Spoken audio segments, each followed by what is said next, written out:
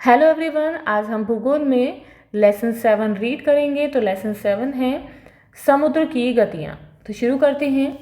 पृथ्वी पर लगभग 71% भाग यानी कि 71% भाग जल और 29% भाग स्थल है। इसीलिए पृथ्वी को नीला ग्रह कहा जाता है, यानी कि पृथ्वी पर जो जल है उसकी मात्रा अधिक है। पृथ्वी पर पाए जाने वाले जल का 97% यानी कि 97% से अधिक भाग महासागरों में पाया जाता है, यानी कि महासागर के रूप में है। महासागरों के रूप में जल की प्रचुरता के कारण हमारी पृथ्वी अनोखी है। महासागरों का जल विभिन्न प्रकार के लवणों यानी कि नमक की उपस्थिति के कारण इतना खारा होता है कि मनुष्य के उपयोग में नहीं आ सकता है। शेष 3% जल का बहुत बड़ा भाग बर्फ की परतों, हिमनदों यानी कि ग्लेशियर्स, भूमिगत जल आदि के रूप में पाया जाता है। इस प्रकार जल का बहुत कम भाग मीठे जल के रूप में पाया जाता है, जो मनुष्य के उपयोग में आता है।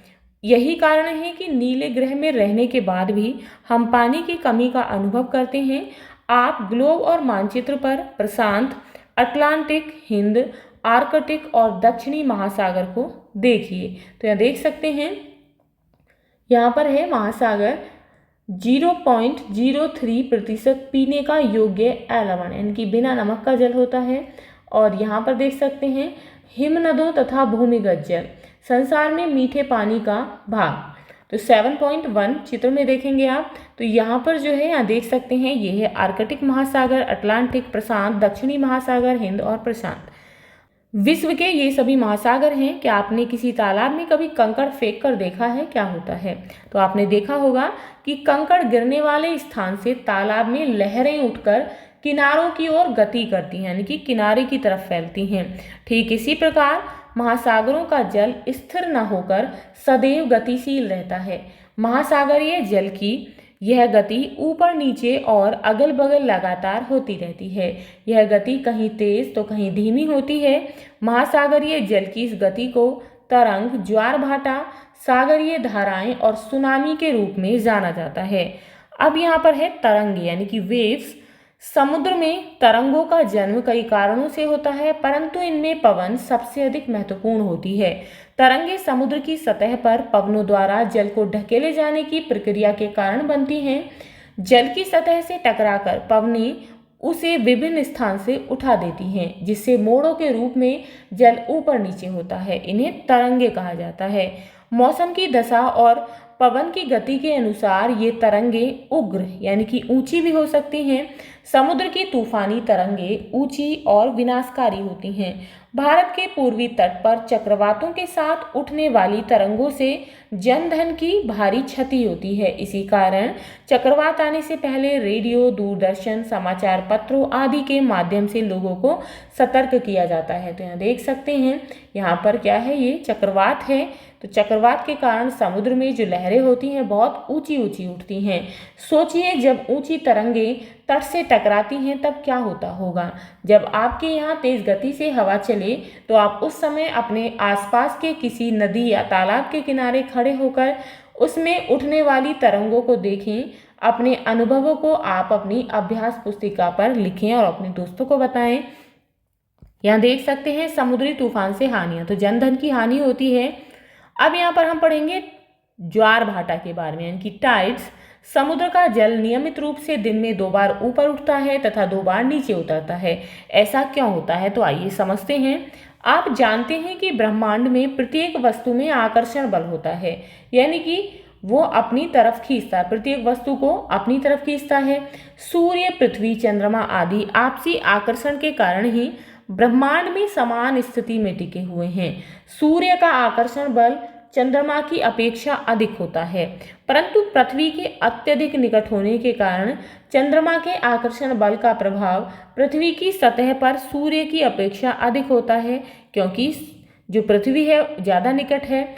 सूर्य तथा चंद्रमा की आकर्षण शक्तियों के कारण सागरीय जल के ऊपर उठकर आगे बढ़ने को ज्वार तथा सागरीय जल के नीचे गिरकर सागर की ओर पीछे लौटने को भाटा कहते हैं। परिक्रमा करते हुए जब सूर्य, पृथ्वी और चंद्रमा तीनों एक सीध में आ जाते हैं तो सूर्य और चंद्रमा की सम्मिलित आकर्षण शक्ति का प्रभाव पृथ्वी पर पड़ता है, अतः उस समय सबसे अधिक ऊंचे ज्वार आते हैं, जिन्हें दीर्घ ज्वार या फिर वृहद यानी कि स्प्रिंग टाइड्स कहते हैं। यह स्थिति महीने में 2 बार पूर्णमासी तथा अमावस्या को होती है। इसके विपरीत जब सूर्य, पृथ्वी और चंद्रमा मिलकर समकोण बनाते हैं तो सूर्य और चंद्रमा के आकर्षण बल एक दूसरे के विपरीत कार्य करते हैं, जिसके कारण निम्न या लघु ज्वार आता है। यह स्थिति प्रत्येक माह के कृष्ण पक्ष एवं शुक्ल पक्ष की सप्तमी अष्टमी को होती है। चित्र संख्या 7.7 में आप देखेंगे। यहाँ देख सकते हैं ज्वार है, ये ज्वार का चित्र जब समुद्र में ज्वार आता है और जब भाटा आता है। इससे ज्वार भाटे से क्या लाभ होते हैं, तो इससे मनुष्य को व्यापार, मछली पकड़ने तथा नौका संचालन में, नौका चलाने में सहायता मिलती है। ज्वार के समय तट के पास पानी की गहराई बढ़ जाती है, फलस्वरूप बड़े बड़े जहाज बंदरगाहों यानी कि पत्तनों तक सुरक्षित और आसानी से पहुंच जाते हैं। माल उतारने व चढ़ाने के बाद जहाज भाटे के साथ गहरे सागर में वापस लौट जाते हैं। यानी कि ज्वार में, जब समुद्र में ज्वार आता है तो जो जल है बाहर की तरफ लहरें होती हैं और भाटे में यानी कि पीछे की तरफ लौटता है जल। ज्वार से उठी जल की दीवार नदी के मुहाने से नदी में प्रवेश करती है, जिसे ज्वारीय बोर कहते हैं। इससे जलयान ज्वार नदमुख पत्तनों तक जाते हैं। भारत के कुछ बंदरगाह तो ज्वार भाटा पर ही निर्भर हैं। गुजरात का कांडला तथा पश्चिम बंगाल का कोलकाता ऐसे ही बंदरगाह हैं।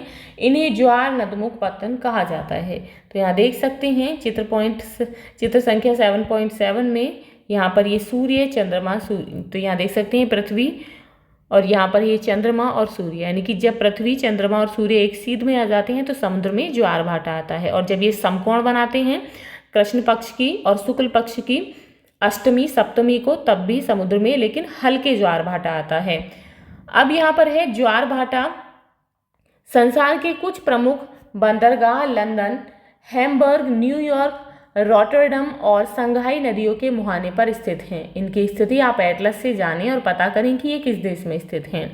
ज्वार भाटा समुद्र तट पर बसे नगरों का कूड़ा कचरा या नदियों द्वारा बिछाई गई मिट्टी को बहा ले जाते हैं। इनके द्वारा समुद्र में पाई जाने वाली सीप, कोड़ियाँ, घोंघे, मछलियाँ आदि तट तक आ जाते हैं, जिससे इन्हें पकड़ने में आसानी होती है। ज्वार भाटा से जल विद्युत का उत्पादन भी हो सकता है। फ्रांस, इटली, रूस, कनाडा तथा जापान में ज्वारीय विद्युत का प्रयोग किया जाता है। महासागरीय जलधाराएं, ओशियनिक करंट, महासागरीय जल की गतियों में धाराएं सबसे अधिक शक्तिशाली होती हैं। इनके द्वारा महासागरों का जल हजारों किलोमीटर तक बहा लिया जाता है। महासागरों में एक निश्चित दिशा में नदी की तरह बहते जल को महासागरीय धारा कहते हैं। ये धाराएं कम चौड़ी और तेज गति वाली होती हैं। इनकी गति 2 से 10 किलोमीटर प्रति घंटे तक हो सकती है, लेकिन कभी कभी महासागरों का जल एक चौड़े और धीमी गति से बहने वाले प्रवाह यानी कि ड्रिफ्ट का रूप ले लेता है। इनकी गति 1 से 3 किलोमीटर प्रति घंटे होती है। आप अपने परिवेश में बहने वाली नदी का अवलोकन कर वर्षा एवं ग्रीष्म ऋतु में करें। दोनों ऋतुओं में नदी के जल प्रवाह में जो अंतर दिखाई देता है उसे कारण सहित अपनी अभ्यास पुस्तिका में लिखें। महासागरों में धाराओं की उत्पत्ति पृथ्वी के घूर्णन जल के तापमान और खारेपन में भिन्नता के कारण होती है। यानी कि जो समुद्र का खारा जल है उसका तापमान है और पृथ्वी के घूर्णन के कारण महासागरीय जल के तापमान के आधार पर सागरीय धाराएं 2 प्रकार की होती हैं, गर्म और ठंडी जलधारा। जो जलधाराएं भूमध्य रेखा यानी कि गर्म क्षेत्र से ध्रुवों ठंडे क्षेत्र की ओर बहती हैं उनका जल गर्म होता है। यानी कि जो भूमध्य रेखा से ध्रुवों की ओर यानी कि उत्तरी ध्रुव और दक्षिणी ध्रुव, तो जब ध्रुवों की ओर चलती है तो वहाँ का जो जल है वो गर्म होता है, तो उन्हें गर्म जलधारा कहते हैं। इसी प्रकार ऐसी जलधाराएं जो ध्रुवों से यानी कि ठंडे क्षेत्र की ओर से भूमध्य रेखा की ओर बहती हैं तो उनके जल का तापमान कम होता है, तो उन्हें ठंडी जलधारा कहते हैं। आप मानचित्र संख्या 7.8 को देखिए, जिसमें गर्म जलधारा लाल रंग से तथा ठंडी जलधारा नीले रंग से दिखाई गई है। तो चित्र संख्या आप 7.8 में यहाँ देखेंगे। तो यहाँ पर देख सकते हैं लाल रंग से जो है ये गर्म जलधारा दिखाई गई है और जो नीले रंग से है वो ठंडी जलधारा इस चित्र में दिखाई गई है। प्रशांत और अटलांटिक महासागरों की धाराओं का तुलनात्मक चार्ट बनाइए और मानचित्र पर आप इन धाराओं के ऊपर अपनी उंगली फेरकर उनकी स्थिति जानिए। आइए विश्व की कुछ प्रमुख महासागरीय जलधाराओं के बारे में जानें। गल्फ स्ट्रीम जलधारा, यह अटलांटिक महासागर की एक प्रमुख गर्म जलधारा है। गल्फ स्ट्रीम की धारा उत्तरी अमेरिका महाद्वीप के मैक्सिको की खाड़ी से उत्पन्न होकर उत्तर की ओर प्रवाहित होती है। आगे चलकर पछुआ पवनों के प्रभाव में आकर यह अचानक पूर्व की ओर मुड़ जाती है और यूरोप महाद्वीप के पश्चिमी तट पर पहुंचती है। मानचित्र संख्या 7.8 पर इस धारा की स्थिति को देखिए। इस गर्म जलधारा के प्रभाव से यूरोप का उत्तर पश्चिमी तट सर्दियों में भी जमने नहीं पाता, जबकि उत्तरी अमेरिका का उत्तर पूर्वी तट बर्फ से जम जाता है। इसी कारण यूरोप महाद्वीप के सभी बड़े बंदरगाह वर्ष भर आवागमन के लिए खुले रहते हैं। लैब्राडोर की धारा, यह एक ठंडी जलधारा है। यह आर्कटिक सागर से प्रारंभ होकर न्यू फाउंडलैंड के पास गल्फ स्ट्रीम जलधारा से मिलती है। यह कनाडा के लैब्राडोर पठार के पूर्वी तट के किनारे से बहती है, अतः इसे लैब्राडोर जलधारा के नाम से जाना जाता है। लैब्राडोर की ठंडी जलधारा के साथ बर्फ के बड़े बड़े खंड यानी कि आइसबर्ग न्यू फाउंडलैंड तक आते हैं। सोचिए आइसबर्ग की उत्पत्ति कैसे होती है। तो आप जो है मानचित्र संख्या 7.8 को देखकर अटलांटिक महासागर की गर्म और ठंडी जलधाराओं के नामों की सूची बनाएं और उनके बहने की दिशा भी आप लिखेंगे। अब यहाँ पर है क्यूरोशियो जलधारा।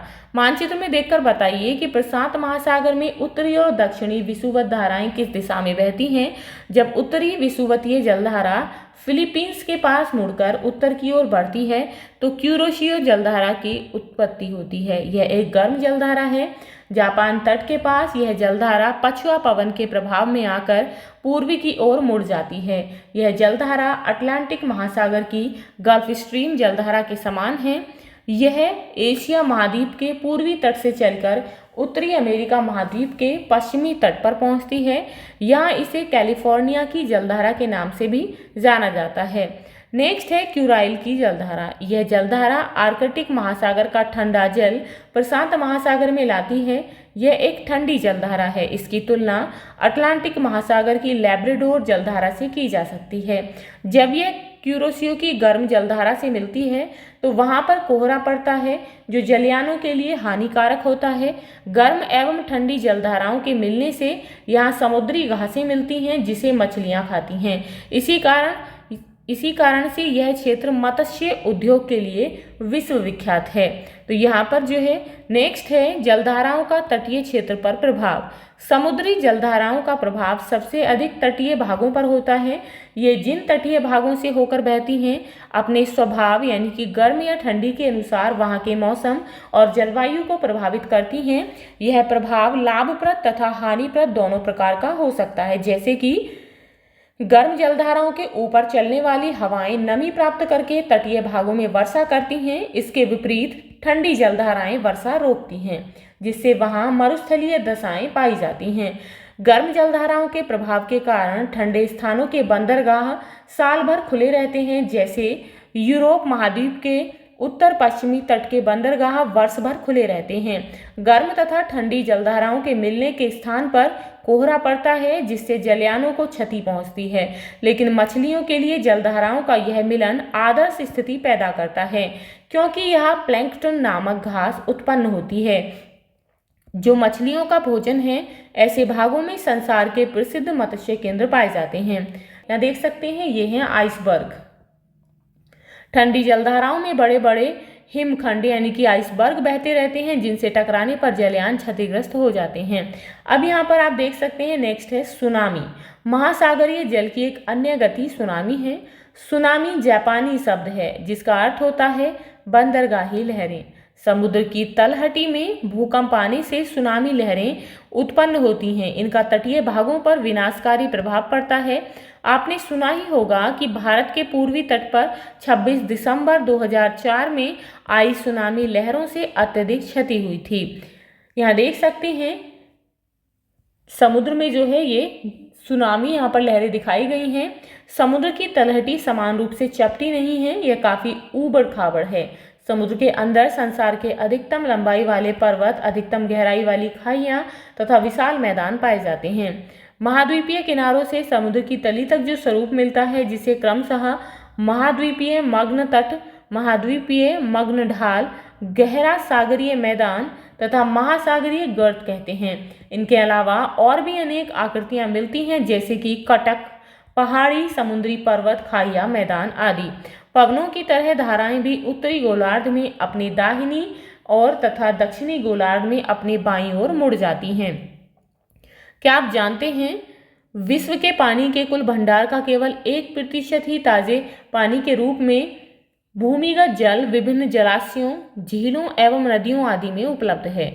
पृथ्वी पर जल चाहे भाप के रूप में हो, वायुमंडल में हो, द्रव के रूप में हो, द्रव के रूप में नदियों, झीलों और समुद्रों में भू सतह के ऊपर या भूमि की सतह से नीचे कभी रुका नहीं रहता। जल द्रव से वाष्प एवं वाष्प से द्रव अवस्था में निरंतर एक चक्र में चलता रहता है, जिसे जल चक्र कहते हैं। महासागर में औसत खारापन 35 भाग प्रति 1000 होता है। तुर्की की वान झील विश्व की सबसे अधिक खारी झील है। मृत सागर विश्व का सबसे अधिक लवणता वाला सागर है। विश्व का सबसे ऊंचा ज्वार कनाडा के नोवा स्कोशिया में स्थित फंडी की खाड़ी में आता है। तो यहाँ पर ये है शब्दावली। आइसबर्ग किसे कहते हैं? सागर में तैरता हुआ बर्फ का एक विशाल खंड। ज्वार भाटा सूर्य और चंद्रमा के गुरुत्वीय प्रभाव से महासागरीय अथवा सागरीय जलस्तर का ऊपर उठना तथा पुनः नीचे गिरना। नेक्स्ट है महासागरीय जलधाराएं। महासागरों की सतह पर एक निश्चित दिशा में निरंतर बहने वाली जल सरिताएं। तो ये था आपका लेसन 7। आई होप आपको समझ आ गया होगा। यहाँ पर इस लेसन के प्रश्न दिए गए हैं, जिन्हें हम नेक्स्ट वीडियो में सॉल्व करेंगे। तो मिलते हैं नेक्स्ट वीडियो में इस लेसन के क्वेश्चंस के साथ। If you like this video, please like and share, and if you are new on this channel, please subscribe the channel. Thank you.